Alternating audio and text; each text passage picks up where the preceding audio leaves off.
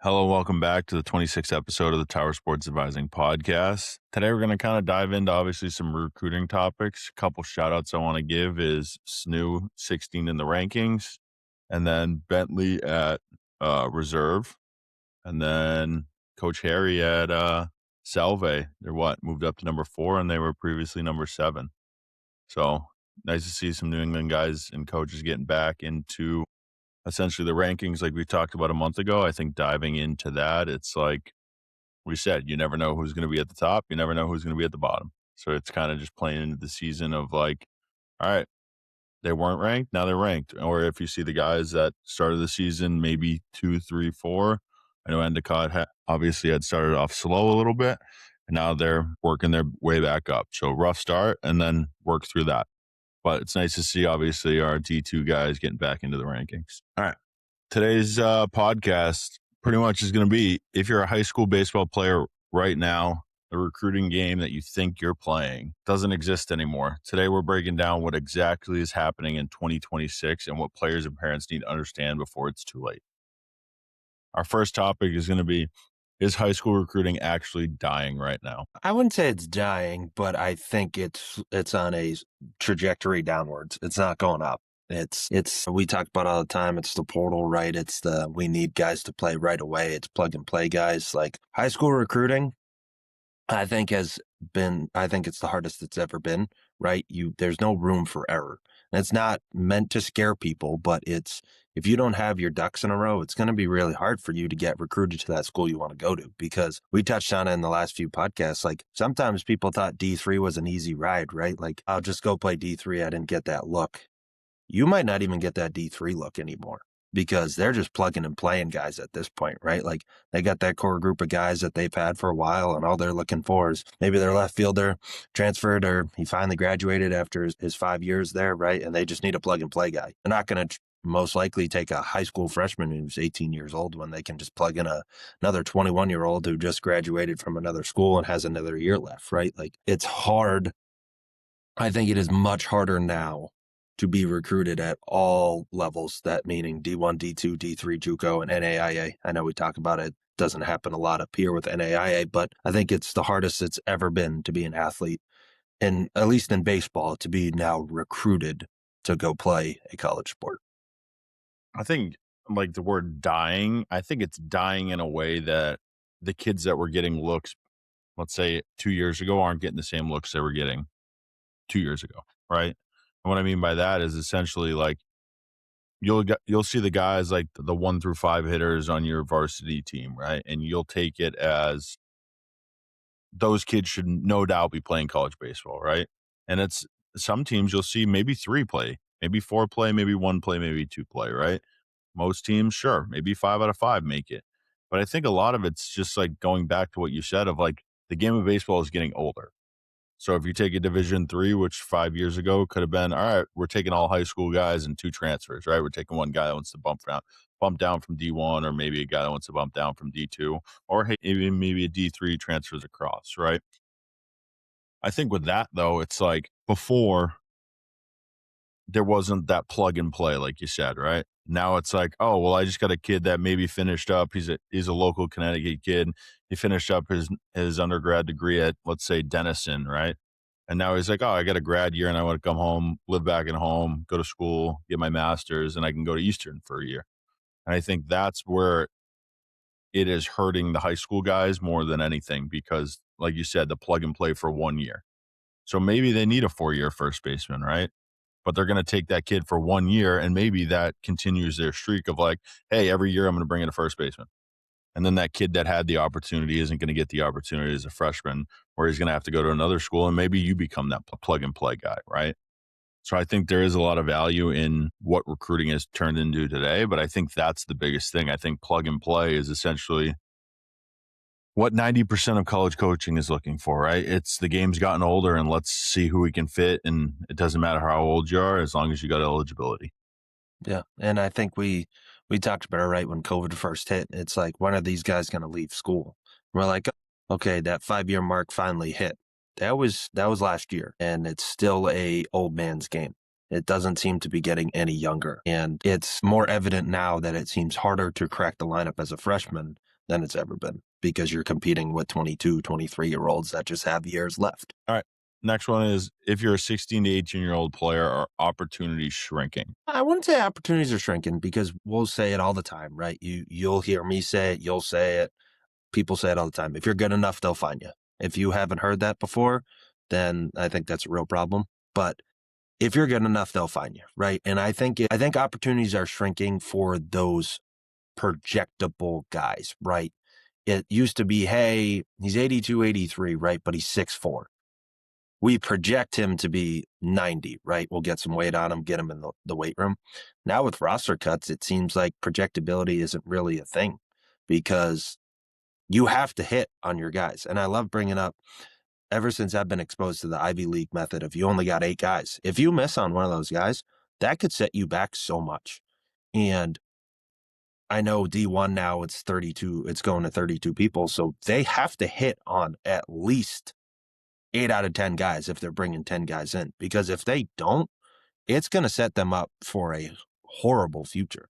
So, as I said, I don't think opportunities are shrinking. I think because if you're good enough, you will play. But when it comes to the D1 level, opportunities are only shrinking based on roster sizes getting squeezed, is the only way I would explain that. I think the key piece of kind of what you said there, though, essentially is like if you're good enough, they'll find you, right? And going off of that, like in my mind, like if they're good enough, they'll find you, but that still means like you're playing a rigorous schedule. Like I think parents get lost in a lot of you're not playing a rigorous schedule. Like your travel ball might be, all right, we're traveling 9 weeks out of the summer, right? Like they'll still find you there, right? But you're not going to find the hole in the wall kid that's playing junior or senior league that has no business doing it because maybe mom and dad don't have all the money in the world, right? Like those are, if you're good enough, they'll find you. I don't think is going to happen anymore, right? I don't think it's going to be as common as it used to be, right? We'll find the guy like we'll use the analogy like I found a guy on the side of the road, right? Like that's not going to happen anymore. But I think going off of that, like hitting on all those, like if you're a D1, right, and you get those 8 out of 10, I think hitting on 8 out of 10, like the kids don't realize that are going into college now, right? Those 16 to 18-year-olds, like they're still hitting on transfers as well as high school players. But that didn't change from what it was before. Like if you brought in 2 transfers, right, and you didn't hit on them, it was still the portal back in the day, right? They would have to enter the portal again, they'd get cut, they'd move on, whatever, right? So I still think now those key pieces of like, all right, I'm bringing in 6 freshmen, I'm bringing in 2 transfers. Like you got to hit on the 6 freshmen and you got to hit on the 2 transfers. So it's still kind of in not the shrinking phase, but essentially like you got to be a guy and you got to fit what they're trying to bring to the table. And that's, I think, the misconception that a lot of parents and athletes see is if you're a dude on somebody's radar, you might not be a dude on somebody else's radar, but that's okay. And I think that's the part that's shrinking. How many opportunities kids are getting, that's the part that's shrinking. And I think as well, we use this term a lot, dude, right? Like that guy's a dude. What you just said makes a lot of sense. Like it used to be if you were the dude of dudes, you were on everyone's board. Now it seems like you could be someone else's dude, but they just evaluate another school just thinks you're somebody else, right? And I think more now than ever, coaching in recruiting is at such a forefront of how much they invest their time into getting their rosters the way they need to be. Because again, it's an arms race. We always like to say it's an arms race in baseball, but if you don't have dudes, it's going to be really hard to win baseball games. And it's just the flat out truth. Yeah, I totally agree there. All right, next one is, are college coaches still projecting players or just buying production now? I think we've kind of touched on that, but I think it's a little bit of both, but it's more production. And again, this isn't a bad thing, but like it's what can you do for me? And again, we've said it numerous times. What are the coach's job? They're there to win, right? They get put in this position to win baseball games. And what wins baseball games? Production, right? So I think at the D1 level, it's a little bit different because they have to hit on so many guys because they have such limited access to roster space now. But at the D2, D3 level, if it's still what it is, roster size, I think projectability is still okay because You take a risk on a guy, but hey, he might not pan out. He's not going to hurt you because you have a little bit more roster size. I think with the declining of the roster size at the D1 level, it has made production. It's just like supply and demand, right? When roster size goes up, production goes up. When roster sizes go up, production will go down a little bit because you can take risks on guys. It's hard to take risks on guys now that you know that, hey, I need to have my roster set in stone every year or I'm going to be screwed come whatever end of the fall if I got 35 guys, right? Because you need to cut it down to 32. It's just like in the major leagues when you have 40 and you got to cut it down to 26. They know who their 26 is. At the end of the day, to win a World Series, you need production, right? It's the same concept from major leagues to the college level to the high school level. If you don't have production, you're not going to win baseball games. Agreed. And like the cut down, right? Like let's just go from fall, winter, season time, right? For the college realm, right? Like you said it before on other podcasts, but it's like you start in the fall, you meet 12 new freshmen, right? And maybe let's call it 5 transfers if we're at a D3. That 12 quickly turns into end of the fall, going into winter, having those end of fall meetings.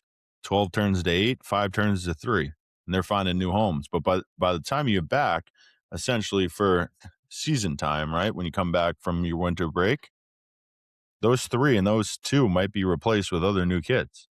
So then the Mm-hmm. competition starts all over. And I think that's a really crucial part in today's recruiting is it's not just fall anymore, right? Like back in the day, kids used to transfer midseason. It is what it is, right? And there kind of wasn't like there was no like bad blood essentially, right? But now you're competing not only in the fall, but right before the season starts is just as important as the fall is. So it's like you could go out Mm-hmm. there as a freshman and have the best fall of your life, right? And then, hey, maybe I'm not going to play because they just brought in a kid that maybe played 4 years at NC State and wants to get a grad degree in something that maybe a local school here in Connecticut has. And there's nothing you can do about that. So I think that's where like the production now comes into play, right? Like you're going to fill a gap, but hey, it's also going to make you a better player because now you competed for it one time, you're going to have to compete again. And I think that's what kind of translates to the real world now. Essentially, it was like back when we played, right? You're the best player, you played. Now it's like, all right, you kind of have to go through essentially like a job process. Like you started here, you built up to the next one, you built up to the next one. Now you get that job that you're looking for. So I think that's part of like process that a lot of kids don't like anymore. And it's not going away. I think that's the biggest part that kind of upsets more recruits than anything. But I'm like, it's not going anywhere. And I think now more than ever, I know I've said this a lot on this podcast, your studs were studs, right? I've checked box scores from numerous teams that I've either played for, supported, whatever. I see dudes that are dudes, they're not starting every game anymore. So it's not just, hey, our 3 hitter was our shortstop. He was All American last year. He's going to play all 40-week games. I've seen people take out their best player and give him a day off, 2 days off, or just flat out bench him, right? I mean, you can attest to it more than I can because you're a little bit older than me, but that never happens. When does your stud ever sit on the bench? And I think it's more just, and it goes back to my point of college coaches are so much more driven in the recruiting process. They're like, we got another guy. We're going to throw out another guy. And if he sticks, he sticks. If not, we're going to shuffle things up. And I think that happens way more now than it did before because it's the old saying of I'll ride and die with my guys at any time. Right. But now it's people are so hyper focused on winning because we essentially say that's the only thing that matters is you never know if you're dude because it's an evolving process because one thing might irritate a coach and you might not be their guy anymore, right? Like you might see yourself on the bench when 10 years ago it was, I don't care what that guy does. He's going to play every game for me. I think the funny thing is like as we talk to more recruits, and obviously I coach travel baseball, so like I hear it on the daily, right? But it's like nobody talks about high school baseball, college baseball, travel baseball, any of that. The only word that is like ever used, I feel like once you hit sophomore year anymore is recruiting. That's the only word anyone uses.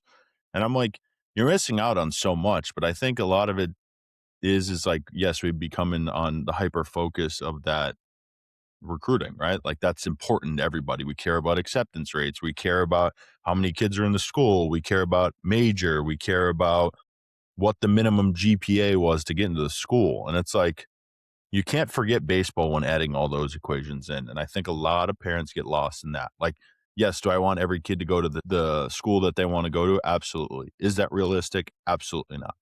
Right? Like you take your Ivies and your NESCACs. I think it's what?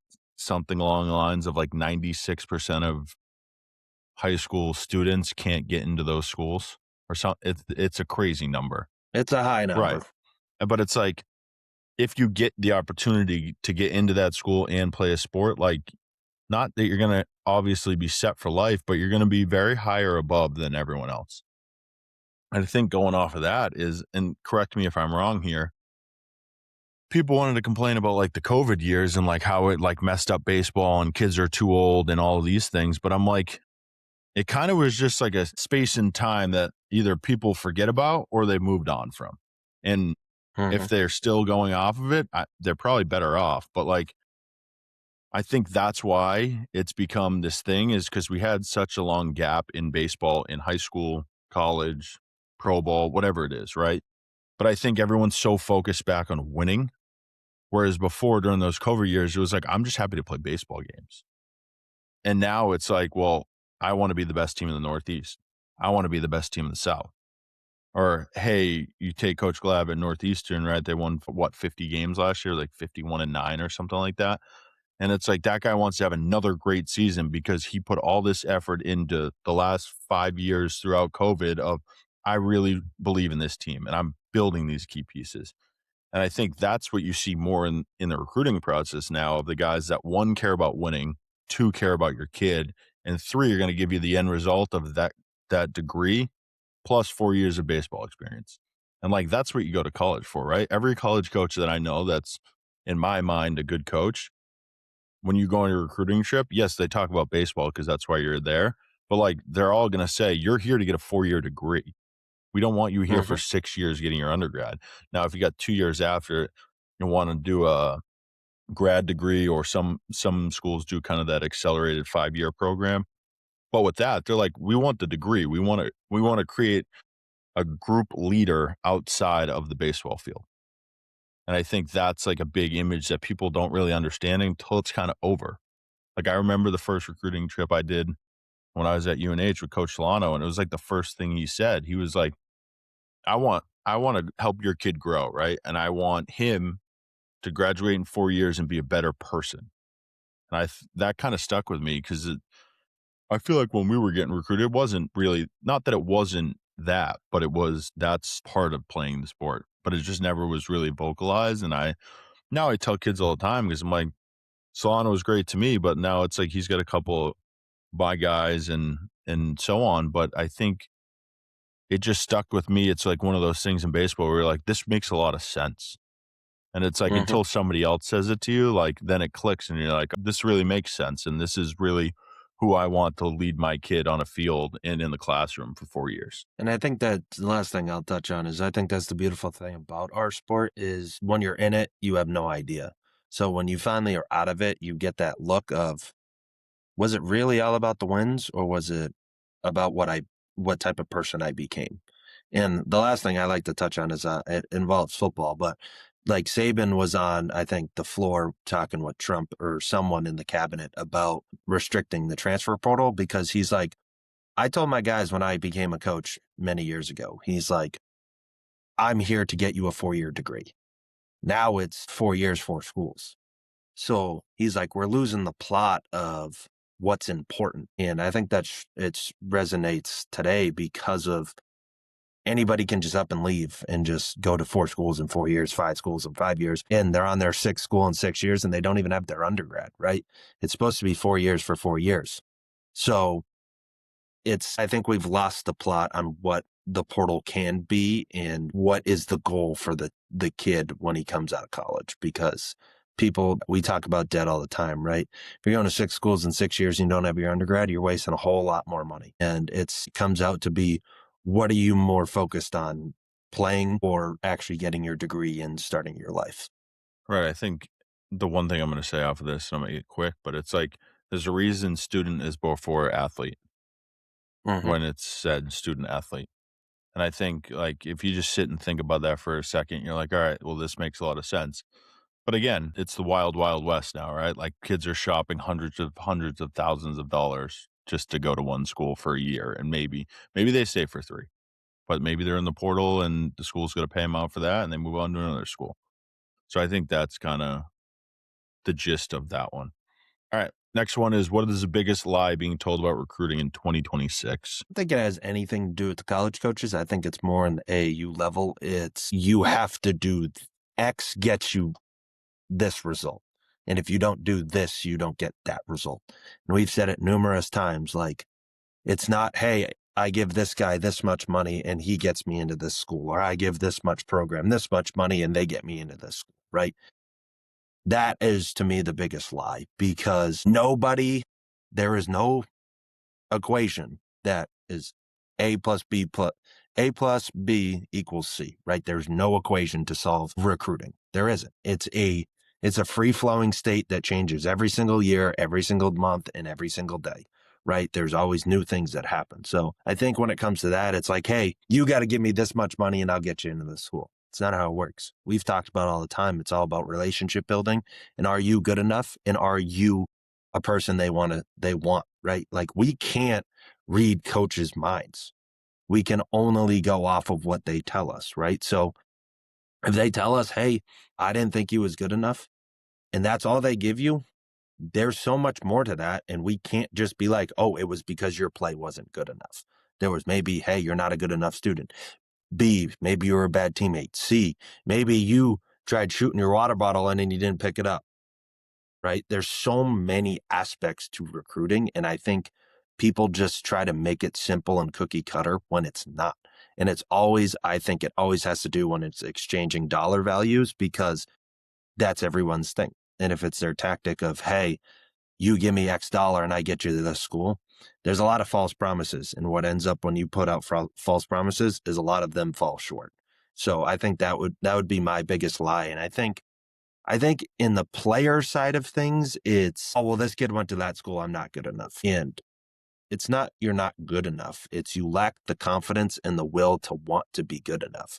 And it's you taking the easy path of saying, I'm just not good enough. I'm going to go home and take a nap, right? When I could go get a lift, go hit for 2 hours, maybe go stretch, play catch with your buddy, right? There's so many things you can be doing. And just telling yourself, I'm not good enough is the biggest player held myth because it keeps you from getting to where you want to. So kind of touching off yours, I think the biggest lie being told about recruiting right now is like the athlete, right, is lying to themselves. I think it's like when we ask everybody to create a list of 10 schools so we have a baseline of what they're looking for, major, size school, whatever it is, right? But I even do that with my travel ball guys. And you think about it, right? And they're like, well, they list this school and one kid might throw like Georgia into it. Okay. Take Georgia, for example. If you're not a nationally ranked player in the last 10 years, I bet you can look at Georgia's roster unless the kid came in from a different place, right? If he Mhm. transferred in. But how many kids that weren't a nationally ranked perfect game, prospect select, PBR, whatever it is, ended up at Georgia, right? So I think a lot of the recruiting lies are being on the athlete. Yes, there might be people feeding different information to them, right? But I think the lie is to yourself of like, all right, well, maybe I got a walk on offer at Eastern, right? Let's take a local Connecticut kid, right? Well, Eastern won a national championship in 22, and they've been within the rankings in the last 5 years. Okay. Or, hey, that's not good enough for me. Okay. Well, why is it not good enough for you? And then you talk to the athlete and they're like, I don't really know. I'm like, well, if you don't have a solid answer and you don't really know, if it doesn't interest you, it doesn't interest you. That's totally different than saying, hey, that's not good enough for me. I hate to break it to you, but some kids only get one offer. Mhm. So if you're lucky and you're in the whatever percentage of it is that gets 2 offers or 3 offers, and obviously it gets lower as they go up, like you're luckier than that person that may be sitting next to you on the same field that you're playing on. So sit there and kind of swallow your pride and be like, all right, well, this is where I am right now. And how do I get out of this? Maybe I go to Eastern for a year, play, and then figure out a way out after that. That might be my only route. So I think the route has become many different things where it was like, I'm going to be here for 4 years. It might not be that way for everybody. And that might not be because I'm deceiving and I really, really only care about myself, right? But maybe you have to go play D3 baseball to get your numbers up and somebody give you a chance. And that's okay at the end of the day. Swallow the pride a little bit, give yourself the opportunity to play at the next level and do something to prove that you deserve to play at the level you think you should play at. I think we're not. N- God. And just to cut you off because you were talking about D3, still the biggest lie ever is D1 or bust. It will always be there. Look at how good there has been from D2 to D3 to JUCO teams the last 20 plus years that we say, hey, if we put them on the field with some mid-major teams, they would have a chance of winning the game. So that for me is one of the biggest lies that people have ever been told is if I don't play D1 baseball, it's a failure. It's not true because you take your Endicotts, your Salves, your Easterns, your Wheatons, your Babsons. This is just New England, your UMass Bostons, the Western New England a couple years back, right? Like those teams made World Series and they're pretty damn good. So what is your end goal, right? Like that's the thing is like we got told it. I know dad always told us that if we played D3 baseball, we were a failure, right? Like we never thought that we could play D3 baseball. It was only you play D1 or D2 and you get money. So the biggest lie I still, which is crazy because you see it every single day, is people still getting told that D1 is the only thing that matters. It's not. No, it's playing time. And that's like, and again, So like that's all that matters. I was a culprit of it, right? Like I was in that generation that kind of started all of this. But it's like I look back to my playing years, right? And it's like the only thing I personally cared about once I got into college was playing. But Hmm. then you're sold this lie. I don't even know if it's a lie on it. I don't even know what to categorize it as, but it's like you're sold on this like hierarchy that like D1 is where I need to be. Well, today's D1 is you got to prove yourself to be there. It's not, hey, like I got 10 spots, I'm bringing in 10 guys, right? Some guys may only bring in 9. Depends on who the coach is, what they're looking for and what they find. And I think that part of it too is like if I like I say all the time, I'm the first one to say it. I would go back and I would play D2 all 4 years. And I played Division 1 baseball. But I would go back and I would go to Pierce for my 4 years and I'd be okay with that. So I think that part is like, all right, well, it took me till after to realize what the bigger picture was. Next question obviously was has the transfer portal officially turned college baseball into free agency? Do you have anything to touch on that we haven't already answered? Yeah, I think when we talk about it a lot is I think people get it tied up. It's not free agency when it comes to the transfer portal. I truly think is only for the Power Fives. That's all it is, because those are the only schools who can throw money at kids. If you look at it from a D2 and D3 perspective, it's not free agency. It's not. It's just people transferring in and out, going to schools. Maybe, hey, they want to go play with their buddies, or hey, this other opportunity came up, right? But I think at the D1 level, that's where it becomes free agency, is because like you see the teams, you see it way more in football than you do in baseball. And I think that's because there's a lot of money tied up. It's like you take the Mensa case, the quarterback from Duke, right? Like Duke was giving him money. He caught wind from someone that, hey, Miami's going to throw him 10 and he's going to go to Miami, right? You only see it at the 1% of the 1%. So, yes, I do think it's turned it into free agency, but I think it only turned it into free agency for about 30 to 40 schools. And it's only your Power Fives. I think the one big thing about that is like free agency. If you take, let's take D1, D2, D3, in my personal opinion, I think the only thing that has created free agency that was missing from when we played was the fact that you can go D1 to D1 now or D2 to Yeah. D2. And you could always, I'm pretty Yeah. sure you could always go D3 to D3. Yes. So Because there's no money but involved. I So think you're good. that part is so important because if let's just say you're at a mid major and you outgrow it, you finally have the chance to go up. I think, but the problem has become is people are abusing it. Players, Yes. athletes, coaches, whoever, right? But I think that part is so important because that was never in the game. Like when I was trying to leave a Division I school, I couldn't transfer to another one. I would have had to sit out a year. Hmm. Now you don't have to do that. So I think that benefits the student athlete a lot. And I think that's one of my favorite parts about the portal is it gives you that opportunity that you might never had, right? Whether it's D1, D2, D3, whatever it is, right? Because you see guys that leave Division I baseball every year and go play at Tampa.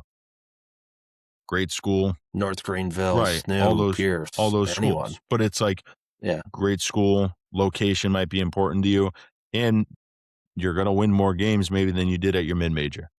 And they're okay with that because they're gonna come in there, compete, and play right away. Yeah. And I think the one big thing that I've realized is when it comes to, I think Chase Burns is the one person that always comes to mind. When he left Tennessee to go to Wake, it kind of threw a wrench into everything because Tennessee was a World Series team and Wake Forest was a World Series team.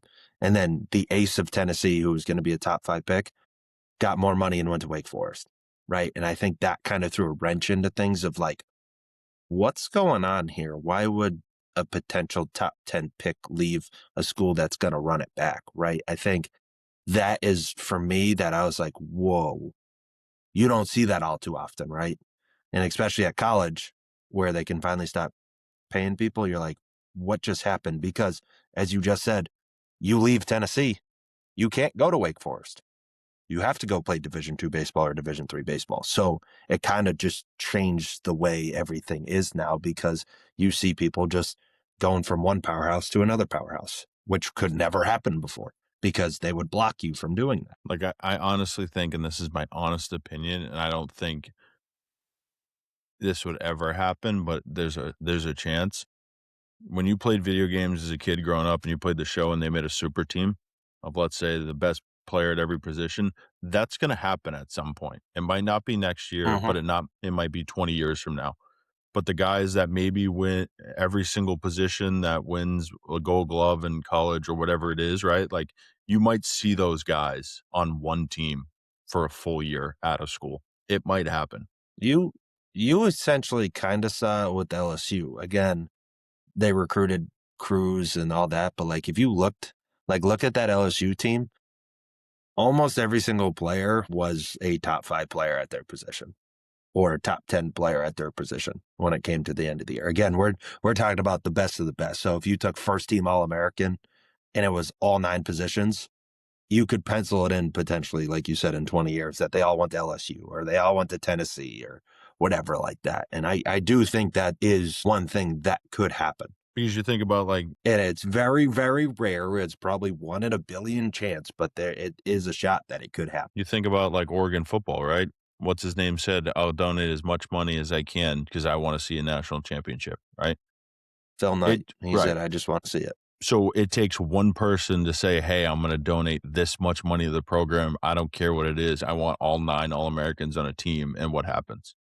Is that when I think it was, but is that when the NCAA is like, "All right, this is getting a little out of hand." Is that what yeah. it's going to take? And I think I saw something funny. I forget what podcast it was, but Warren Buffett, if anybody knows who Warren Buffett is, guy makes a whole lot of money. They were saying he's an alum of Nebraska. They're like, what if he just woke up one day and was like, I'm going to donate 2% of my net worth to Nebraska just so we can win every single national title in every sport? It wouldn't affect him, but it'd be a cool theory or science study to see if that's possible. All right, next one, should there be limits on transfers? Absolutely. And I don't think limits of how many you can bring in. It's all player based, and I think we need to go back to the rule of how it was. And I'm okay with D1 to D1. Fine. You get one D1 to D1, but then the only other time you can transfer is when a coach leaves. And I think that's how it should be. And you get a one-time free. That's just how it is. I think you should get and it's not like a mistake. You label it like a mistake driven thing or whatever. You just happen to go to that school and it wasn't the best choice, right? And you realized it a year in, hey, I'm going to go transfer to another school because I got an opportunity. No problem. I just don't want to see four schools in 4 years. It's So disgusting. And I think you should get 2. I think you should get 1 where it's your choice, and I should think you should get 1 if it or you get a bonus one let's just say with the 32, right, you get cut. I think you should have another free pass off of that because I don't think a Yeah, kid. and then as Go ahead. well with the grad degree. Right. The grad degree, you can go But wherever you want, that's been and I that think way that's that totally fine hasn't changed ever. for forever. Right. Yeah, But I think that's important. Like you get the, let's say, and this is, let's just say it's Division One. We'll take. I think the 1-to-1 is great because it gives the other kid an opportunity.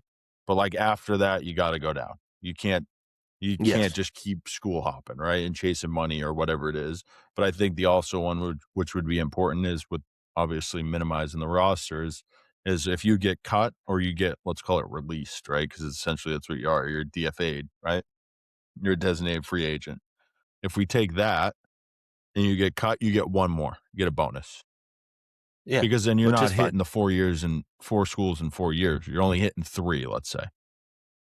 Yeah, and I think it should be cookie cutter. Like you get 1-to-1, and you're going to find a lot of people don't disagree, right? If a kid goes to Tennessee and the new head coach is like, "Hey, it's not going to work out for us," he should be able to stay at a mid major, right?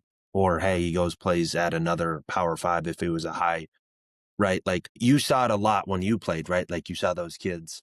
They go to the Division Ones and then they're like they're not going to play, and then they go play D2 and they crush it. It's like they should be able to stick around in D1, 100%. And if a coach leaves that you were recruited by, how it's always been, if he leaves, you get a free transfer.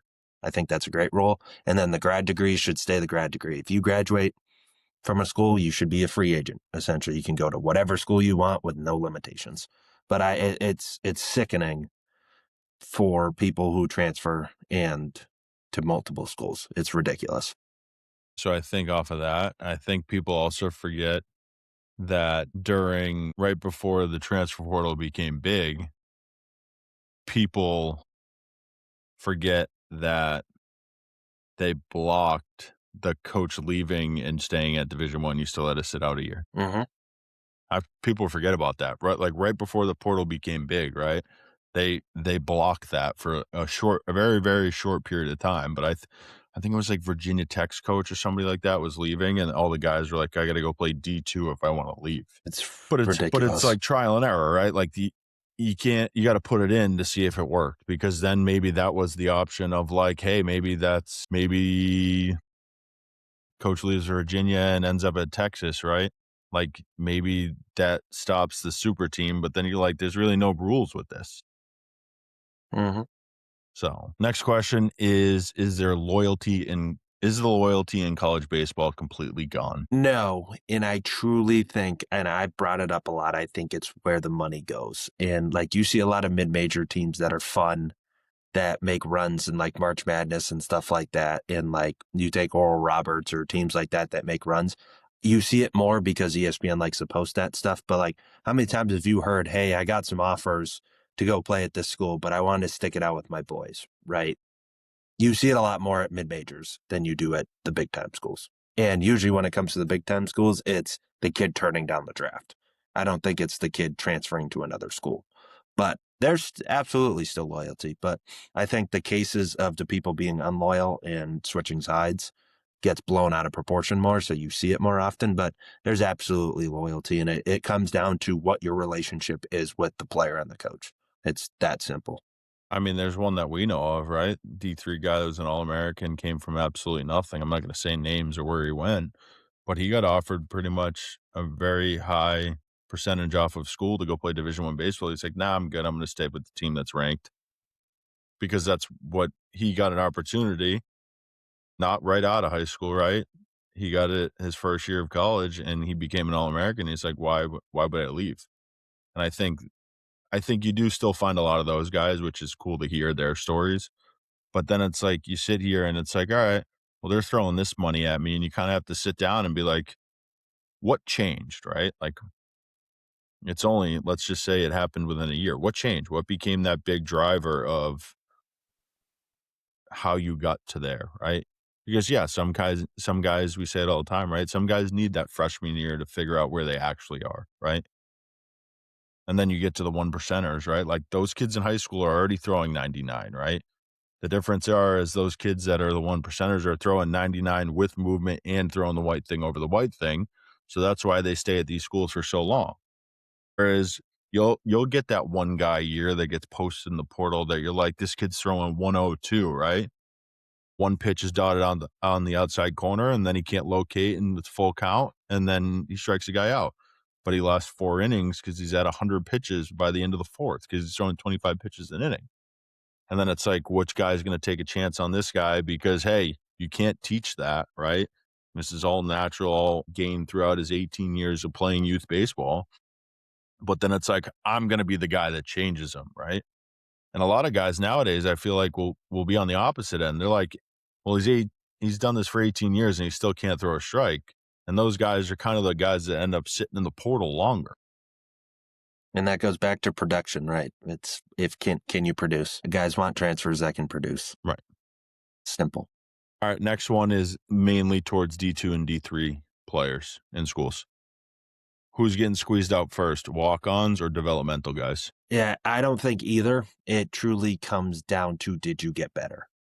Because you see it all the time with walk-ons, right? Like, did you get better? Okay, maybe you were in that scholarship, right? I always like to use football because football is a very easy translatable sport. But like, you look at the football kid, right? He walked on, paid for his college tuition his first 2 years, grinded, got better, started as a junior. What does a coach do? He honors him with a scholarship, right? Like, I don't think either one gets squeezed out based on what their official label is. It's truly, did you improve or did you plateau or did you get in trouble? Are you a bad teammate? Like, there's so many other aspects, and I don't think it has anything to do with the tag because you've seen it a lot. Like, people get scholarship money, but that kid who walked on is better than him because he put in the time. He's gonna get the opportunity, right? Maybe over the scholarship kid. So I don't think either of them get squeezed out. I think it's truly just based on, are you wasting your time or are you trying to better yourself to help the team? And coaches will always take notice of those guys who actually care to better themselves, regardless being a player, being a friend, being a teammate, being a student, anything like that. I agree to disagree because I think now is like we've said it before, but like the developmental guys, some guys aren't taking anymore, right? And that's just not at the D1 level, but that you might be a borderline D2, D3 guy, and that D2 is not taking you anymore because of the portal. So I think those developmental guys are the 6'4", right-handed, left-handed pitchers that maybe weigh 160 at the current moment and throwing 83. I think that's more of the developmental piece that is still in the game.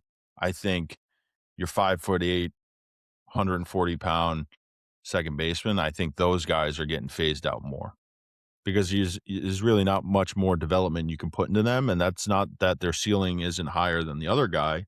It's, I can go get a guy in the portal right now, play second base for me, no problem, right? So then the two kids that are the guy that was supposed to be the starter and the guy that was the backup become the 2 and the 3. And then that maybe that fourth guy's a shortstop second baseman, and he's the guy that's getting the boot. So I raise you this, though. If you're 6'4", 180, and by your sophomore year, you're 6'4", 190 and haven't improved, do you have any shot of playing? no, but think about a college season, right? Guys need arms. You don't know who's going to get hurt. Yeah, but you don't know who's going to stink it up, right, positionally. But you're And you're that second always going to baseman have can. enough position players. You're always going to have enough. I disagree. But I don't think so if you run because, out of guys in positions, right? How many times have you seen this where an outfielder quickly becomes an infielder because he's the best player? but how many times you run out of guys that you trust? All the time. I feel A like lot. every season. All the time. Right. All the time. So I'm just saying it's if you don't see any development, they're called developmental players, right? If there's no development, you're going to be the first one gone because you're just loose baggage. You're not doing anything to help anyone. Here, I got a twist on this. So I'm just thinking it's like the walk-on kid is probably going to work his tail off to get opportunities compared to the developmental kid who hasn't improved. He's just flatlining and he's just like, I'm cool. I'm a part of the team. Life's great. I'll raise you one more. How about this? Developmental kid. Is it, what's the right way to say this? Is it becoming more popular for the developmental label of a kid to be a JV kid and before Yes. a varsity program. I think that right there is Yes. not talked about enough No, because and I agree. I think 100% you see a lot of schools have been adding JVs as of recent for that, and they label them developmental team because of that exact reason. right, and I think a lot of kids aren't taking those opportunities as they like No. back in the day, they used to I don't know what it is, and I don't know why, and there's probably an answer for it, but, like, just because you're put on a developmental team, back in the day, that was just JV. So you played whenever varsity wasn't playing. It wasn't like you were missing varsity games. You were playing JV college games, and then you would come to varsity games. I mean, we played with one, Tanner Bird, right, at Pierce. He was a JV guy to start. And then I'm pretty sure he was an All American one year. And Yeah, and you're it goes talking, back to did he get better? right. I am a firm believer that if you're improving at anything, coaches will keep you around to let you have your opportunity if you are improving at any aspect of anything because it shows you care. And that's all coaches want 40 people that care. And then when it gets down to roster cuts and you have 25 guys for the playoffs, they want 25 guys who care. And that's how you separate yourself is you care because a lot of people don't care. I agree. All right. Next one is what level is getting hit the hardest? So I raise you this coaching hardest or player Let's go hardest? both ways. Coaching first. Coaching, I think to be honest with you, I think it's the D3 because you have so many more opportunity at kids that you didn't think you had an opportunity at. So it has kind of construed the mind of recruiting of, I didn't really think I had a shot at this kid, but after talking to some coaches, because we say it all the time, coaches talk, and you find out that they're not really on him anymore, you're like, oh, I have a chance. And then you go at this kid and potentially miss him and then miss on another kid, right? I think there's such a bigger Picture. scheme of how many more kids D3 guys can go after now compared to what it used to be. And then I think for player comes, I think D1 because roster cuts are just going to absolutely annihilate kids' ability to play Division One baseball because of losing 8 spots and what we say 400. I think it's like It's 310 schools, but yeah, it's like yeah, that's 2,400 kids or something like that. that's a lot of kids that don't get to play college baseball every year at the D1 level. So for a player, it's Division One, but I think at the coaching level, it's D3 because the decisions are so much harder to be made nowadays. So I'm going to take it a different route. I think for coaching, from what I see now, is I think it's Division Two. And why I say that is because I don't know when and I don't know if it'll ever happen, but, like, at some point, I think it's either gonna be Division 1 or Division 3. This could be 50 years from now, right? I think the D2s will essentially phase out because then they can make more conferences at certain levels, right? Like you're seeing in the NE10, I think 4 teams so far have moved to Division 1. So I Yeah, think that's Lemoyne, Stonehill, New Haven, Merrimack, Merrimack. so 4. So now, like, For you. that conference is not dwindling, but right now they haven't added anybody new. Guaranteed that conference was, I believe, 12 teams at one point or something along the lines of that, right? They had 2 sides Yeah, I to it. think it was 6 and 6 or 6 and then Right. 7 on the other So side. now that conference has shifted to you play every single team twice throughout the year or 3 times, whatever it is.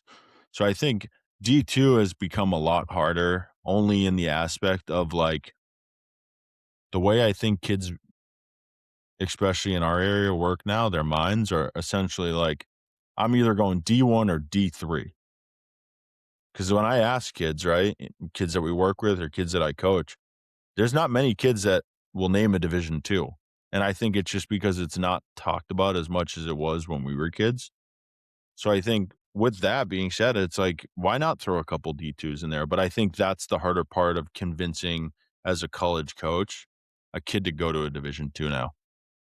Unless Yeah. it's like a higher ranked one, like everyone knows who Tampa is, right? Everyone knows who North Greenville is. Everyone knows who I'm trying to think. Angelo State Right, and the Colorado guys that are in the World Mesa. Series every year, right? You're gonna know who those Yeah. teams are.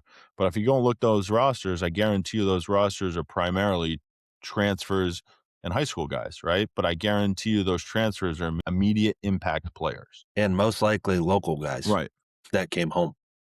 So I think Division 2 for coaching wise, I think for right now, I'm gonna say for players, I think it's D3 because like you've said it a million times, not only to me, not only on the podcast, but just like in conversation, right? To compete and play at any Division 3 school now is a lot harder than it used to be. And think Mhm. about it, your season is a lot more laid back. Yes, they've made it a little bit longer, right? The fall, you get more practices and some of the things that you can do. But I think it has become a lot more rigorous to play Division 3 baseball than it ever has. Only because you're competing with guys that 2 or 3 years ago, maybe 4 or 5 years ago, would have been a D2 guy, or maybe would have been a borderline D1 guy. And then you also gotta deal with the back end. Hey, a guy just can't let's just say a kid played at Clemson, blew out his arm, and they needed to cut him, and he needed to find a new home. That guy might end up at a D3. That might not be he's playing that year, right? Because he had Tommy John, but, like, that next year, he might be the one, and the one might be an All-American, but, hey, that guy was at Clemson, let's say, and he is gonna end up being your number 1. And now it's like that makes the depth of that college roster that much better. Yeah, I would say depth has been crazy compared to what it used to be. That like there's just dudes on dudes on dudes that don't even play Well, think because about it people but just think about have it them this on their way team. too. Think about the dudes that come in that should be playing at any other school, right? But they wanna be at that school, and they come in, it's 2 for 3, 1 for 3, 3 for 4, 4 for 4, 2 for 5. Like, they come in and fill the role. I think that's the big gap too, right?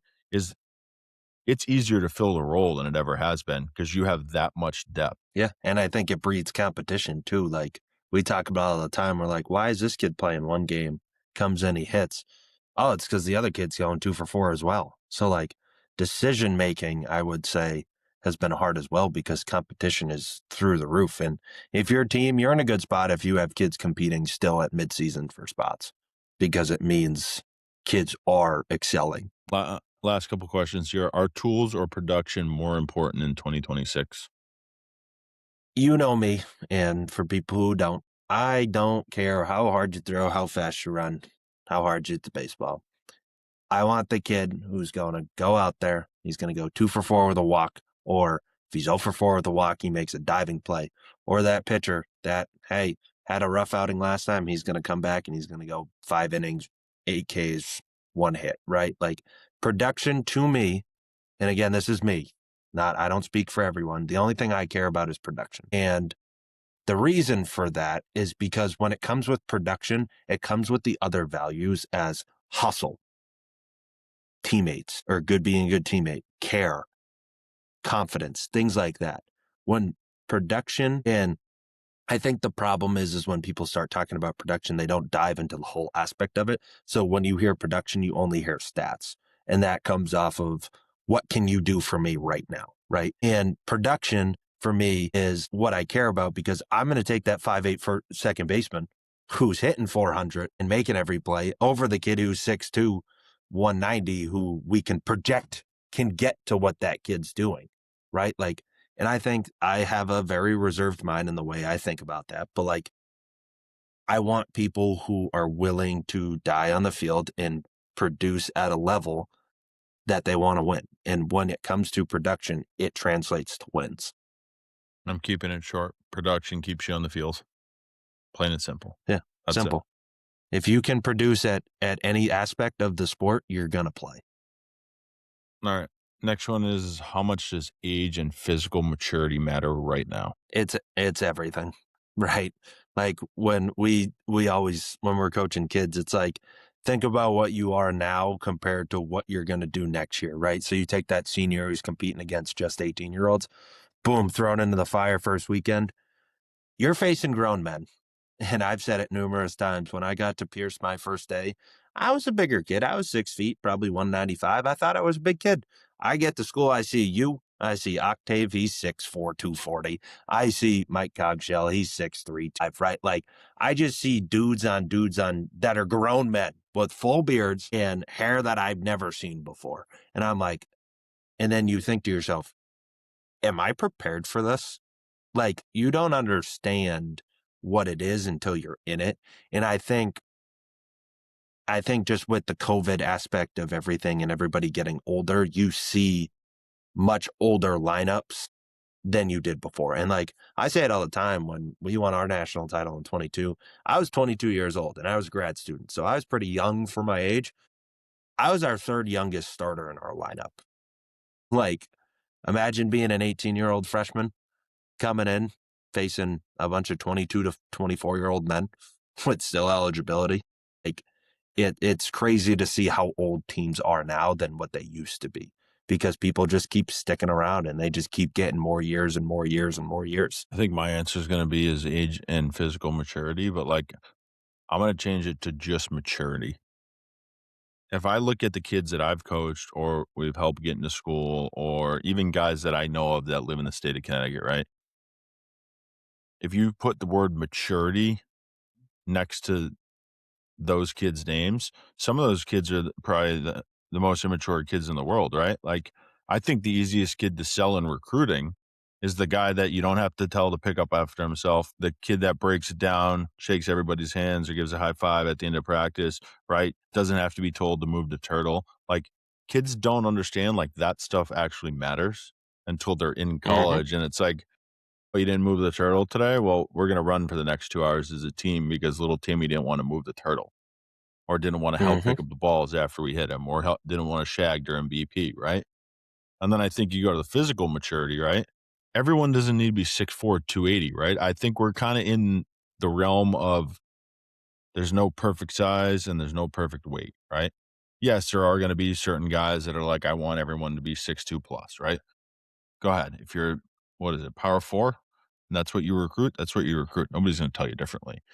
But I think the physical maturity is I think it's grown because kids have also started lifting earlier. I was just going to say So that. I like don't want to kids interrupt you, now, but right, I think are starting when I don't think I started lifting weight till I was in high school. And it's only because like if you didn't play right, football, that was I don't think you you would have had the lifted summer weights. football things, right? And it's like you Yeah. look back and laugh at it, but it's like in my mind, I'm like, also, how many of those did I go to because I was playing summer ball at the time? Hmm. And you sit there and you think back, and I tried to think back honestly after like writing this question down, but I'm like, how many lifts did I actually do? Yes, when I got to college and like the structure was there, but like I got guys that we coach that are like 13 years old and now they're not doing crazy weight, right? But like they're introducing to the barbell, they're introducing to the dumbbells, like, and they're 13. Some are 12, right? Or however, whatever the age is. I don't actually know the exact ages, but like it's so advanced at such a young age now that like the guys that are physically mature have started that much younger. Like it's like you look at a bodybuilder, right? Like a bodybuilder overnight just doesn't look like this, right? It takes them 5, 10, 15 years to look like that. And that's the dedication that they put in. So I think it also adds a valuable aspect of kids are buying in at an earlier age now. Whereas we talk about like baseball to be fun, like they're buying in at 12, 13, 14 years old of like, I got to be good now. And that doesn't mean, hey, I have to have the best results, but like, I got to take care of my body. I got to sleep. I got to eat the right things. Like, and those are a lot of valuable things in the game of baseball. But I think where we get lost is the kids that overdo it, right? It's like, coach, I need my 8 hours of sleep today. Coach, we're on the road and I'm not going to eat Taco Bell or whatever it is, right? But it's like, what if that's the only option, right? We're on a 14-hour bus ride and that's the only thing in the rest stop. Yeah, I was gonna say it. I didn't want to interrupt you, but that was the first thing I thought of after I stopped sharing my side of things. Is I was like, you used to hear. I bring up Bo Jackson a lot, like off camera, but like they were just labeled him as a freak, and it just was what it was, right? But now it's like training has been the forefront of everything. It's like, let's get everyone as big as possible, as fast as possible, and as strong as possible. So I think weightlifting has become even more of a thing than it's ever been. And to touch on what we were just talking about, like I didn't pick up a weight until I was probably 17 years old. Would it have been more beneficial if I was 13, 14? Probably. But you see, like you said, you see kids start at 12 years old lifting. Again, not a lot of weight, but they're doing it. So, like, I think the shift over, I would say it's overnight, but it's been over a couple of years, has been maybe let's focus less on baseball side of things and focus more on lifting and getting stronger and putting you in proper positions, right? To get you bigger. And I think it's changed how physically mature people are that come in at freshmen. They're like 6'2", 220. It's like at 30 years ago, if you were 6'2", 220, it was just because you were lucky. Your genetics were really good, right? So like, I think everybody's gotten to that point where it's like, let's lift, let's lift, let's lift. And then we say it all the time. If you don't, if you don't start, you're kind of at a disadvantage because people are doing it at such a young age. I think obviously with moving into the new age of baseball, right? I think there's a lot of value in a lot of these things. And I think with kids starting to understand at an earlier age, right? They're learning the process at a younger age, right? Obviously who's helping them and who's teaching them and it depends, right? From vary to vary, right? Nobody's the best coach in the world, nobody's the worst coach in the world, right? There's got to be somebody out there that's it, but like they're not known. I think you kind of get lost in essentially like who you trust around your kid in today's world is like the big value. And that doesn't mean like us recruiting people, like his high school coach, his college coach, his advisor, his strength coach, his youth travel coach. Like all those things kind of matter to parents now. And I'm like, I think about who coached me until we were what, 16, 17 years old. You know, it was Adam Barry's dad. That guy used to It love was dads. right, but that guy used to love yelling at us. And it has nothing to do with the yelling, but like I think it was like everything was expected to be done, right? And I think that's the value, like Chamberlain said, right? Like kids don't want to be punished anymore, which is fine, right? No. Which is okay. Like I hate wasting practice time and punishing kids, but like I just think there was a very higher standard of structure. Like Hmm. back when we played. And I think that's the sense of kind of what's gotten lost a little bit in today's world. Like you were expected to pick up the balls before coach even said, here's the bucket, right? Like those things, like you shouldn't have to repeat yourself. And kids laugh at us, but I'm like, I repeat the same thing 24 times a day where I should have to say it once and you should be ready to go. And that's just proper baseball etiquette. That has nothing to do with like the type of person you are or how high of baseball you can play.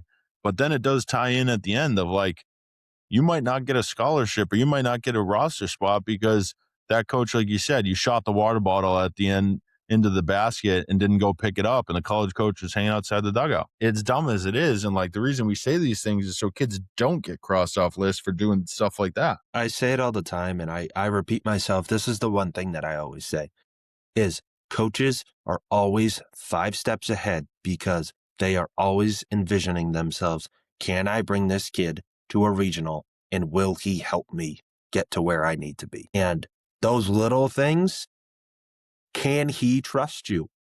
And if you can't pick up a water bottle in the dugout, then he can't trust you to get 8 hours of sleep, do your homework, and time manage yourself to be a proper athlete. So we bring it up a lot, and I know we segue into it all the time, but like you don't truly understand all the stuff that you do and all those little things to college coaches that win at a high level. All of it matters. All right. Diving into your favorite segment of rapid fire questions. First one is commit early or wait. By commit early, I mean like when the period opens, like junior year, September 1. If you're good enough, I will say I committed early. If you're good enough and it's the school you want to go to, don't drag your feet. But if you don't have a proper thing in place where what school you want to go to, give it time. Right.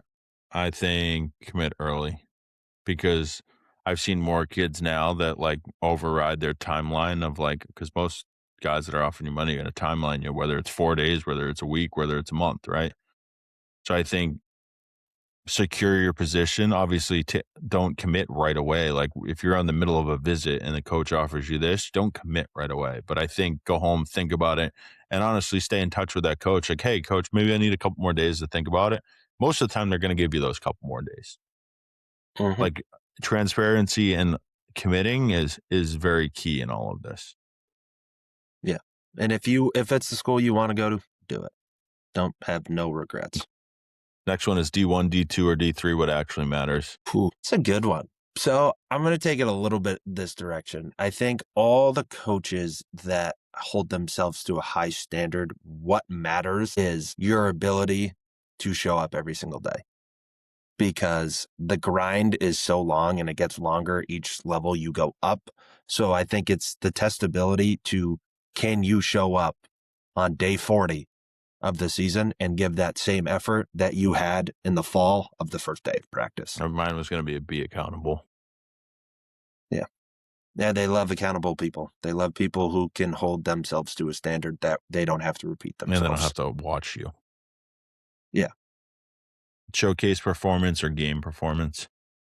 that's an easy one. I don't care how fast you run a 60, as long as you can hit a baseball, field the baseball, or you can throw that thing over the plate and get outs. That's all I care about. And our game isn't played, oh, I ran the 60, go run the 100 meter, right? This isn't the sport for you. Or, hey, I threw 95 from the outfield. If you didn't get an out, did you do your job? So game performance to me is the only thing I care about, because when you look back at your career, do you care more that you ran a 6.2 at a 60 at a showcase, or, hey, I went 4 for 5 against LSU in the super regional, right? It's obviously the games that you can rewatch and live through your memories. So for me, the showcase leads to a game performance because the coach is going to double it, right? So you're going to get seen at a showcase. They're going to come watch you in a game. So in my mind, obviously recruiting, game performance is more important because you got Of seen right at the course. showcase, but game's going to get you Yeah. the invite to something else. Because you don't play showcases in college. Correct. Should every player enter the portal at some point? No, no. And I think the way I'm going to word this is, if you made the right choice, the portal's not an option. Because if you made the right choice and you love your commitment and you love the school and you love the coach and your teammates, why do you even think about leaving? It shouldn't even be a thought in your mind. Transfer portals are like home run. The transfer portal is like a home run. You accidentally got to that point because something happened along the line. Agree. I think the only time any player should ever transfer in the portal is if you got screwed, you're trying to move up, or there's a better opportunity for you. Yeah, but the grass ain't always It greener, right? isn't, We right? talk about that a lot. Right. And nothing against the guy that stays for 4 years or the guy that, like you said, goes to one school at each year, right? But, like, at some point, right, there is opportunity elsewhere, and that doesn't mean it's the grass is greener, but, like, hey, maybe you're the best player on the team and they don't have scholarships, right? And you really, really want that scholarship so you're not in debt when you graduate. Like, that might be something to think about. So I think there is a lot of value in that. I don't think every player should enter the portal. Is playing time greater than program name? Yes. And the reason I say that is because I'm going to talk about the portal, even though I just kind of bashed the portal, right? If you didn't get that opportunity, so take Endicott's your dream school, and Coach Haley didn't give you an offer out of high school, right? But you went and played at a Bridgewater State. Just using Bass, for example. Don't everybody get upset at me. And you crush it at Bridgewater State. Hey, you hit 410 as a freshman, 6 homers, and you stole 15 bags, and say you're a catcher and you threw out 8 out of 12 guys, right? Like, and then you played Endicott and went 2 for 4 against them, right? Like, you had that opportunity to show that, hey, he might have missed you, right? Out of high school. So yes, playing time is everything, but the program name, if you're a guy who can buy his time to get that opportunity to play, I think a program name might give you a little bit more of an edge compared to playing. So I'm going to say playing time. And the only thing in my personal coaching, playing, and now helping experiences, the only thing that's more important than playing time is the coach because playing time doesn't happen without the coach. Yeah, I 100%. always say you're buying the coach, not the program. All right, last one is social media important for recruiting. Absolutely, absolutely. And this is coming from someone who hates social media. I only got social media because you made me get it. So, but it just makes life easier. And we talk about it all the time. Like, you don't know who sees your videos. And the cool thing is like your algorithms, and you can check your analytics and you'll be like, 3,000 people saw my video. And you never know what's going to blow up. It's just how the internet works, right? But social media is great. Again, we've talked about the pros and cons of it. Don't be that annoying person who posts good day, 2 for 2, blah, blah, blah, and then post the next day, right? Like, have like meaning behind it, but social media is an incredible tool to be used. And if you use correctly, it can help elevate your recruiting process. I think it's very important doing it the right way, though. Like, if you don't know what you're doing, ask for help from anybody that is related in the baseball world to you. Just by Even ask your buddies. right. If your buddies have a good social media like following traction, just ask them how they do Because it. everyone's different, right? As we say all the time, be you, don't try to be somebody else. But like, if you need some guidance and you need some structure and how to essentially post like appealing video and captions, like ask somebody that's kind of been involved for a little bit, or maybe a kid that you're friends with that started younger, because then it becomes easier on your plate, and then you kind of know how to do that moving forward and going about it the right way. Absolutely. All right, that's a wrap on episode 26.